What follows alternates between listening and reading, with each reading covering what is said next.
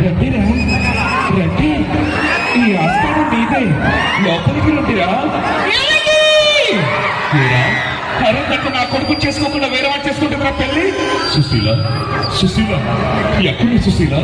ఏమండి, నేను ఇక్కడ లేనండి, పైకి రండి. పైన అసలు ఏం సుశీలైంది?